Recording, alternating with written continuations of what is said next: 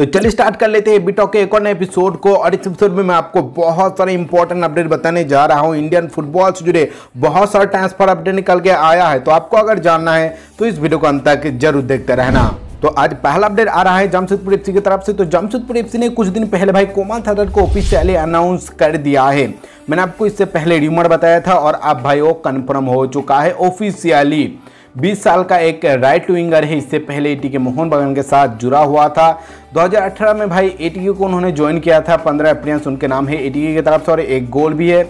साथ साथ उसके बाद अब 2020 में जब एटीके मोहन बागान फॉर्म हुआ था वहां पर भी उनको 5 दफा मौका मिला था, लेकिन गेम टाइम उनको नहीं मिला था। एक मेन प्रॉब्लम था एटीके मोहन बागान के साथ कोमल का, और इसीलिए भाई कोमल अब पूरी तरीके से जमशेदपुर एफसी में शिफ्ट हो चुका है। मुझे लग रहा है कि यहाँ पर उनके गेम टाइम को सबसे ज़्यादा तवज्जो दिया जाएगा, क्योंकि भाई एक बहुत ही होनहार खिलाड़ी है, उनको टाइम चाहिए। अगर वो टाइम जमशेदपुर एफसी अगर दे पाता है तो उनके लिए ही मेरे हिसाब से फायदेमंद साबित होगा। इसके बाद नेक्स्ट जमशेदपुर एफसी ने एक और इंडियन खिलाड़ी को आज ऑफिशियली अनाउंस कर दिया है, जिनका नाम है पीसी लालदीन पुया। इससे पहले वो आइजोल एफसी के साथ जुड़ा हुआ था। 24 वर्षीय एक सेंटर बैक है और आइजोल एफसी के अलावा चिंगाभेंग एफसी के तरफ से भी इन्होंने खेला है आई लीग सेकंड डिवीजन में, और अब पूरी तरीके से ऑफिशियली शिफ्ट हो चुका है जमशेदपुर एफसी में। और इसके बाद नेक्स्ट अपडेट भी आ रहा है भाई जमशेदपुर एफसी के तरफ से ही। जमशेदपुर एफसी के साथ एक विदेशी खिलाड़ी का बातचीत चल रहा है, एक र्यूमर निकल के आया है, जिनका नाम है भाई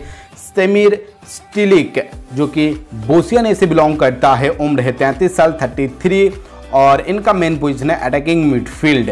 इसके पहले भाई वो लास्ट टाइम अपने देश में ही खेल रहा था बोस्निया के क्लब में, और उसके अलावा पोलैंड में भी इन्होंने खेला है। पोलैंड के क्लब लीच पजनन की तरफ से इन्होंने बहुत सारा अपीयरेंस किया है, 100 के ऊपर अपीयरेंस है। उसके बाद विस्ला क्राकाउ की तरफ से भी इन्होंने खेला है पोलैंड में। इसके अलावा यूक्रेन और तुर्की का एक्सपीरियंस भी भाई उनके पास मौजूद है। तो एक अच्छा खासा दमदार खिलाड़ी हम लोग मान सकते हैं, और इनके साथ शायद जमशेदपुर एफसी 1 साल का डील साइन करने जा रहा है। एज ए र्यूमर अभी मैं ले रहा हूँ, ज़्यादा कुछ दिक्कत वाली बात नहीं है भाई, वो बहुत ही आसानी से शिफ्ट हो सकता है। तो चलिए देखते हैं कि आगे चलकर क्या प्रोग्रेशन होता है इस चीज़ को लेकर। अगर कुछ भी नया मुझे पता चलता है तो मैं आपको जरूर इन्फॉर्म कर दूंगा। चलिए नेक्स्ट इसके बाद आई लीग का कुछ ट्रांसफर अपडेट मैं आपको दे देता हूँ। तो पहला अपडेट आ रहा है भाई एफसी बेंगलुरु यूनाइटेड की तरफ से, जिन्होंने भाई पेड्रो मंजी को ऑफिशियली साइन कर लिया है। ऑफिशियल अनाउंसमेंट नहीं हुआ है, लेकिन भाई इनका डील डन हो चुका है। स्पेन से बिलोंग करता है, उम्र है 32 साल, मेन पोजीशन है सेंटर फॉरवर्ड। इससे पहले लास्ट टाइम वो खेला था नेपाल के विराटनगर सिटी एफसी के तरफ से, और उससे पहले मोहम्मडन एफसी के साथ वो जुड़ा हुआ था, जहां पर 8 अपीयरेंस पे उन्होंने 6 गोल लगाया था। और उसके अलावा चेन्नई सिटी एफसी की तरफ से भी इन्होंने खेला है, आपको शायद पता होगा। 23 अपीयरेंस पे 26 गोल है उनके नाम। 2018-19 सीजन में चेन्नई सिटी एफसी की तरफ से वो खेला था इंडिया में। इसके बाद नेक्स्ट अपडेट आ रहा है श्रीनिधि डेक्कन एफसी की तरफ से। तो भाई श्रीनिधि डेक्कन एफसी ने ऑफिशियली ग्रीक खोसला को अनाउंस कर दिया है, जो कि लास्ट टाइम जुड़ा हुआ था एससी ईस्ट बंगाल के साथ। 26 वर्षीय एक अटैकिंग मिडफील्डर है, और अब वो पूरी तरीके से शिफ्ट हो चुका है श्रीनिधि डेक्कन एफसी में। इसके अलावा भाई उन्होंने मिनर्वा पंजाब की तरफ से भी खेला है, नौसिन यूनाइटेड एफसी की तरफ से भी खेला है। नेक्स्ट इसके बाद श्रीनिधि डेक्कन एफसी ने एक और इंडियन खिलाड़ी को ऑफिशियली अनाउंस कर दिया है, जिनका नाम है भाई विजय छेत्री। कुछ दिन पहले ही अनाउंसमेंट आया था। इनका उम्र है भाई 20 साल, मेन पोजीशन है सेंटर बैक। लास्ट टाइम ये रियल कश्मीर एफसी की तरफ से खेल रहा था, और अब पूरी तरीके से शिफ्ट हो चुका है श्रीनिधि डेक्कन एफसी में। रियल कश्मीर के अलावा इन्होंने चेन्नई सिटी एफसी की तरफ से भी खेला है। नेक्स्ट अपडेट आ रहा है राउंड ग्लास पंजाब एफसी की तरफ से। तो भाई राउंड ग्लास पंजाब ने कुछ दिन पहले आशीष प्रधान को ऑफिशियली अनाउंस कर दिया है, जो कि 22 साल का एक मिडफील्डर है। लास्ट टाइम कोलकाता के क्लब साउथर्न समिति की तरफ से खेल रहा था। इसके अलावा एटीके के रिजर्व टीम की तरफ से भी इन्होंने खेला है, और इंडियन एरोज की तरफ से भी खेला है, और अब पूरी तरीके से वो शिफ्ट हो चुका है राउंड ग्लास पंजाब एफसी में। इसके बाद नेक्स्ट एक और अपडेट आ रहा है राउंड ग्लास पंजाब एफसी की तरफ से। राउंड ग्लास पंजाब एफसी ने आज ऑफिशियली कीगन परेरा को अपने टीम में अनाउंस कर दिया है, जो कि 33 साल का एक लेफ्ट बैक है। इससे पहले लास्ट टाइम वो एससी ईस्ट बंगाल के साथ जुड़ा हुआ था, और इसके अलावा जमशेदपुर एफसी, नौसिन United FC, ATK, Bengaluru FC और मुंबई सिटी एफसी की तरफ से भी खेल चुका है कीगन।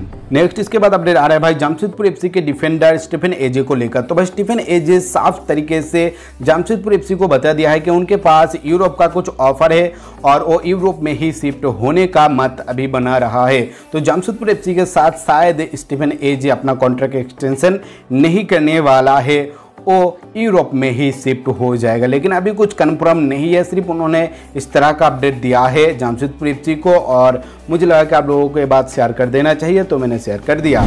इसके बाद नेक्स्ट अपडेट आ रहा है भाई एससी ईस्ट बंगाल की तरफ से बहुत ही बड़ा खराब न्यूज है, क्योंकि एससी ईस्ट बंगाल के साथ श्री सीमेंट ने अपना नाता तोड़ लिया है। पार्ट अवे हो चुका है दोनों के बीच। कल ही एससी जो कि श्री सीमेंट है, उन्होंने एक ईमेल भेजकर पार्ट अवे का घोषणा कर दिया है एससी ईस्ट बंगाल के साथ। एससी ईस्ट बंगाल का जो मैनेजमेंट है, उनके पास श्री सीमेंट का एक ईमेल आया है जहां पर लिखा हुआ था कि वो अपना नाता तोड़ रहा है, साथ साथ जो स्पोर्टिंग राइट है वो फ्री में ही हैंडओवर कर देगा ईस्ट बंगाल के क्लब को। यहाँ पर कोई भी फी नहीं देना पड़ेगा, जो कि बहुत ही बड़ा बैड न्यूज़ है भाई हम सभी के लिए, क्योंकि अगर स्पॉन्सर या उनका इन्वेस्टर नहीं रहेगा तो किस तरीके से आईएसएल में खेलेगा, तो शायद नेक्स्ट सीजन आईएसएल में आपको नज़र नहीं आए। लेकिन वेस्ट बंगाल के चीफ मिनिस्टर ममता बनर्जी दोनों पार्टी को ही भाई मीटिंग करने के लिए बुलाया है। दोनों पार्टी का क्या बातचीत हुआ है, क्यों ये पार्ट अवे सामने आया है, दोनों का विच्छेद क्यों हुआ है, इसके ऊपर थोड़ा बहुत चर्चा करेगा ममता बनर्जी, क्योंकि वो भी चाहता है कि किसी भी तरीके से ईस्ट बंगाल आईएसएल में खेले। जहां पर एटी के मोहन बागान है, वहां पर अगर ईस्ट बंगाल नहीं जाता है तो भाई मज़ा नहीं आएगा। तो ममता बनर्जी चाहता है कि किसी भी तरीके से आईएसएल में ईस्ट बंगाल खेले, और उसके ही लिए भाई एक मीटिंग बुलाया है। दोनों पार्टी यहाँ पर रहेगा, दोनों पार्टी का बातचीत होगा, और उसके बाद ममता बनर्जी कुछ अच्छा डिसीजन लेने की कोशिश करेगा मेरे हिसाब से। तो आगे जाकर अगर कुछ भी नया अपडेट आता है इस ईस्ट बंगाल को लेकर तो मैं आपको जरूर इन्फॉर्म कर दूंगा। नेक्स्ट इसके बाद अपडेट आ रहा है भाई डायलन फॉक्स को लेकर, जो कि नॉर्थ यूनाइटेड एफसी का डिफेंडर है, और उनके साथ बातचीत कंप्लीट हो चुका है एफसी गोवा का। एफसी गोवा में वो शिफ्ट होना चाहता है, लेकिन भाई नॉर्थ यूनाइटेड एफसी एक क्लॉज ओपन कर दिया है जहां पर एक एक्सटेंशन का ऑप्शन है उनके डील में।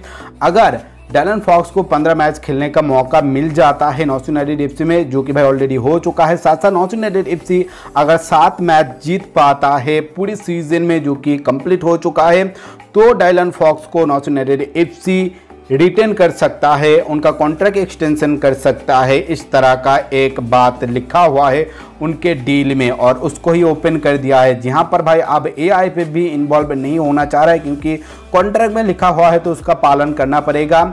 और अगर उसके अलावा भी एफसी गोवा उनको साइन करना चाहता है तो भाई उनको एक बड़ा रकम भी देना पड़ेगा नॉर्थ यूनाइटेड एफसी को। हाँ, एक बड़ा रकम भी मांग कर रहा है नॉर्थ यूनाइटेड एफसी गोवा से, अगर एफसी गोवा डायलन फॉक्स को लेना चाहता है तो भाई अभी इस तरह का ही अपडेट है डायलन फॉक्स और नॉर्थ यूनाइटेड एफसी को लेकर, एफसी गोवा को लेकर।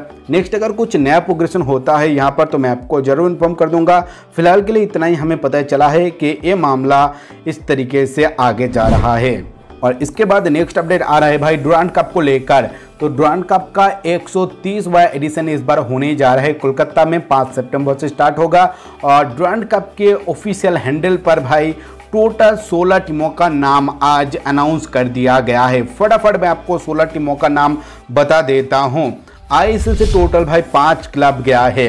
पहला है भाई बेंगलुरु एफसी, उसके बाद है एफसी गोवा, उसके बाद Hyderabad FC, Jamshedpur FC, Kerala blaster FC, Mohammedan FC, Sudeva Delhi FC, Gokulam Kerala FC, उसके बाद FC Bengaluru United, Delhi FC, army green football team, उसके बाद army red football team, Assam rifles football team, उसके बाद central reserve police force, Indian air force football team, Indian navy football team.